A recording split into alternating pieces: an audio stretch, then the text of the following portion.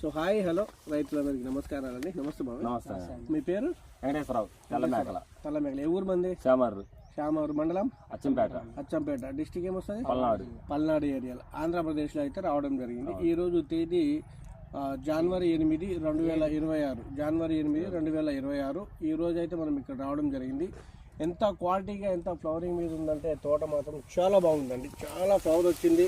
Second step గ్రోతింగ్ వచ్చింది. ఒక క్రాప్ అయితే దిట్టంగా కాసింది. ఇప్పుడు ఇది సెకండ్ స్టెప్ చూస్తుందా, కనిపిస్తుందా? ఇటు ఏ మందు వాడారండి మీరు? మేము ఈ సెకండ్ స్టెప్ రావడానికి డైనమిక్ ఫ్లవర్ మా అగ్రిసైన్ వారి డైనమిక్, అలాగే ఎగస్ట్రా ఫ్లవర్ రియాలజికల్ ఫ్లవర్. ఈ డైనమిక్ తో ఈ రెండింటితో ఏమేమి వచ్చినాయి మీరు? మాకు సెకండ్ స్టెప్ గ్రోత్ వచ్చింది. ఫ్లవరింగ్ క్రాప్ కూడా సిక్కదానంగా పడుతుంది. సెకండ్ స్టెప్ గ్రోతింగ్ బాగా వచ్చింది. ఒక క్రాప్ సెట్ అయిన వాళ్ళకు సెకండ్ స్టెప్ వస్తుంది. బాగా దిట్టంగా ఒక క్రాప్ అయితే సెట్ అయింది. తర్వాత మీకు డైనమిక్ ఎగస్ట్రా ఫ్లవర్ తో పూతల పురుగులు పోయినాయి, ముడత పోయిందా, నల్లులు పోయినాయి, ఫ్లవరింగ్ విపరీతంగా వచ్చింది. ఎంత పడ్డది 2 ఎకరాకు? ఎకరానికి ఒక 10 క్వింటాలు. లేదు, 2 మందులు కలిపి ఎంత పడ్డది? 2 మందులు కలిపి 1500 మంచి రిజల్ట్ వచ్చింది. ఎలా తెలిసి మీకు ఈ మందు? మాకు చేంజ్ చూస్తుంటే అర్థమైందండి. కొట్టిన 5వ రోజుకి రిజల్ట్ వచ్చింది. చేను కాడికి వచ్చి ప్రతి ఒక్కళ్ళు ఏం కొట్టారు అంటే నేను ఈ మందులు పెట్టే బాక్సులు వేస్తున్నా అండి. అంటే వాళ్ళకి పలానా కొట్లో ఉంటాయి, అచ్చంపేట హరికృష్ణలో ఉంటాయి, అచ్చంపేట హరికృష్ణ టైటల్స్ ఉన్నాయని మీరు ఇచ్చి పంపించారు. వాళ్ళు మంచి పని చేసింది.